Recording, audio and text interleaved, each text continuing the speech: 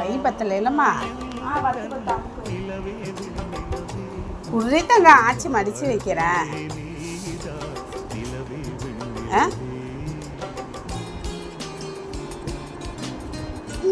நீ என்னத்தை தான் எடுத்து கொடுத்தாலும் உங்கள் அம்மா பிக்காரி மாரி தான் போடுவா.